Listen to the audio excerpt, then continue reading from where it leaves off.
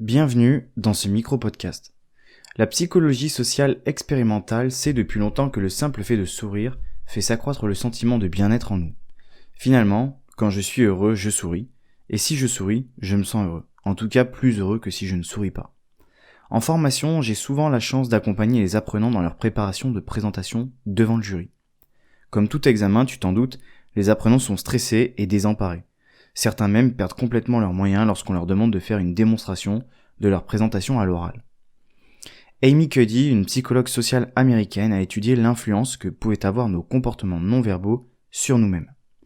En effet, il a déjà été prouvé que ces comportements avaient une influence sur la manière dont les personnes autour de nous allaient nous percevoir.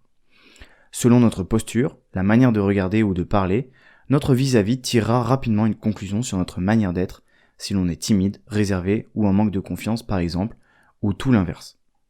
Elle a donc décidé de mener une étude sur les postures de pouvoir. Pendant 2 minutes, elle a demandé à un groupe d'étudiants d'adopter une des 3 postures suivantes.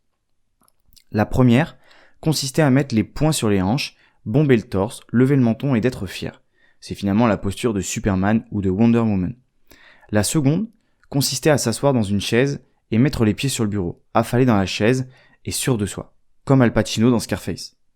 Enfin, la troisième consistait à rester debout et se pencher en avant sur le bureau tout en restant les bras tendus appuyés sur celui-ci. Cela donne un effet de domination sur les personnes qui sont en face de ce bureau, un peu comme Leonardo DiCaprio dans Le Loup de Wall Street. Le second groupe, témoin, quant à lui, devait pendant 2 minutes adopter des postures d'impuissance simples. Dos voûté, jambes croisées, regard fuyant, bras croisés ou encore tête baissée. Avant cette expérience, elle a fait un test salivaire sur chacun des étudiants, puis en a refait un après. Par la même occasion, elle a demandé à la fin de l'expérience à chacun des étudiants d'effectuer un pari.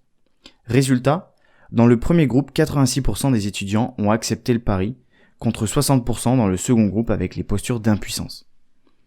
De même, grâce au test salivaire, la sécrétion de testostérone aurait augmenté de 20% dans le premier groupe adoptant les postures de puissance, contre une diminution de 10% dans le second groupe.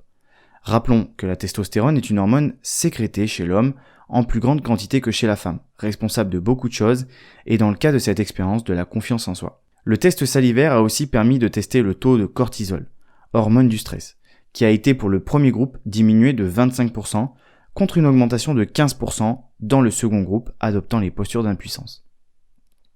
Une seconde expérience a ensuite été menée de la même manière, mais avec un véritable jury, et les résultats ont là aussi été stupéfiants. Le jury a qualifié les personnes ayant adopté une posture de puissance comme compétentes, sûres d'elles, et inversement pour le deuxième groupe. À savoir que le jury ne savait pas du tout quels étudiants avaient adopté les postures de puissance. Finalement, on peut en conclure que la communication non verbale joue un rôle important sur nous-mêmes. On pourrait presque élargir ça à notre état d'esprit. Si on est dans un mindset de réussite, c'est-à-dire on se dit et on se convainc qu'on va le faire et qu'on va y arriver, notre communication non verbale renverra à notre vis-à-vis quelque chose de fort, une certaine confiance en soi, et forcément, notre cerveau faisant parfois des raccourcis, refléter de la confiance en soi reflètera parfois, à tort, que l'on est compétent. À la semaine prochaine.